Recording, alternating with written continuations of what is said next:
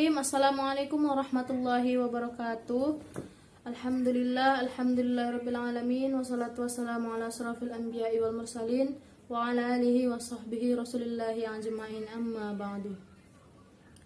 Pertama-tama marilah kita panjatkan puji dan syukur kehadirat Allah Subhanahu wa taala karena hari ini kita masih diberikan kesehatan, kelapangan waktu sehingga bisa mempresentasikan materi yang kita pelajari hari ini. Sholawat dan salam tak lupa pula kita hadiahkan kepada junjungan alam, yakni Nabi besar Nabi Muhammad SAW. Perkenalkan, nama saya Salsabila Saragi. Saya dari kelas PGMI 4 semester 7. Di sini saya akan mempresentasikan tentang motivasi dalam lembaga pendidikan. Baiklah, di sini saya akan menjelaskan apa itu motivasi. Jadi motivasi ini berasal dari kata motif yang berarti dorongan, sebab, atau alasan seseorang melakukan sesuatu. Dengan demikian, motivasi berarti suatu kondisi yang mendorong atau menjadi sebab seseorang melakukan sesuatu perbuatan atau kegiatan yang berlangsung secara sadar. Fred Luthans mendefinisikan motivasi sebagai suatu proses di dalam diri seseorang karena memiliki kebutuhan psikologis dan fisiologis, sehingga menggerakkan perilaku untuk mencapai tujuan.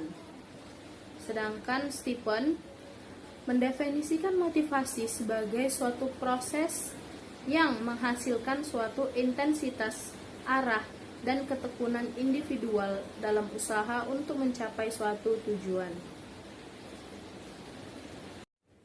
Jadi kesimpulannya adalah motivasi merupakan suatu perangsang atau keinginan dan daya penggerak kemauan bekerja seseorang.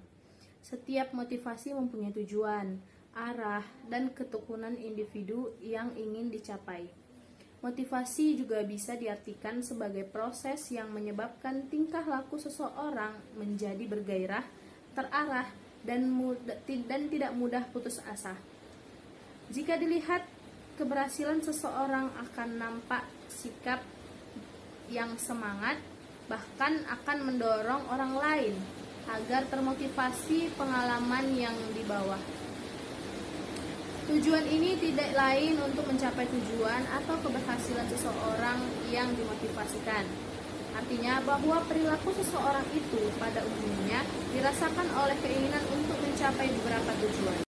Motivasi ada hubungannya dengan jenis atau peringkat kebutuhan manusia. Apabila seseorang bekerja karena ada motif tertentu di belakang atau di balik kerjanya. Motif tertentu itu demikian kuatnya sehingga dapat menimbulkan semangat dan gairah dalam bekerja. Semangat kerja ini merupakan suatu aktivitas untuk bekerja lebih giat, sehingga dengan demikian pekerjaan akan dapat diselesaikan lebih cepat dan lebih baik. Sedangkan gairah kerja adalah kesenangan yang mendalam terhadap pekerjaan yang dilakukan. Nah, selanjutnya kita akan membahas tentang peran motivasi dalam lembaga pendidikan. Yang kali ini akan kita bahas tentang pendidikan Islam. Nah, guru atau rekan-rekan di lembaga pendidikan Islam merupakan suatu sumber penting bagi motivasi yang tinggi ataupun yang rendah. Untuk terus hidup dan berhasil baik, suatu lembaga pendidikan Islam memerlukan guru dan karyawan yang cakap dan termotivasi pada waktu yang tepat. Nah, dalam kenyataan praktik kerja sehari-hari, baik di sekolahan maupun di kantor-kantor, bisa disaksikan adanya sebagian guru yang mengajar lebih bersemangat atau bergairah daripada orang lain. Bergairah atau tidaknya seseorang dalam bekerja sangat ditentukan oleh dorongan motivasi pada orang tersebut. Seseorang yang mempunyai motivasi kerja yang ingin akan bekerja lebih bersemangat daripada orang lain yang mempunyai motivasi kerja yang rendah.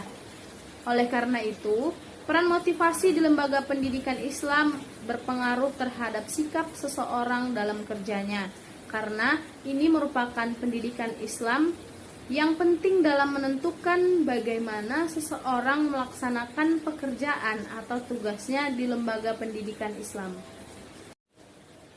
Peran motivasi sangat penting dalam menentukan hasil atau keberhasilan kerja. Seseorang bersedia melakukan suatu pekerjaan bila ia terdorong untuk melakukan faktor yang menjadi pendorong. Pada dasarnya, cukup kuat serta mungkin juga tidak mendapat saingan dari sebab lain yang berlawanan. Demikian sebaliknya, orang yang tidak merasa terdorong oleh faktor yang kuat, maka ia akan meninggalkan atau sekurang-kurangnya tidak bergairah melakukan pekerjaan ini. Faktor yang menjadi pendorong umum dinamakan faktor motivasi.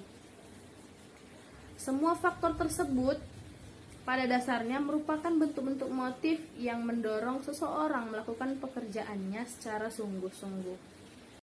Baiklah, sekian materi yang dapat saya sampaikan. Atas segala kekurangannya saya mohon maaf. Saya akhiri, wassalamualaikum warahmatullahi wabarakatuh.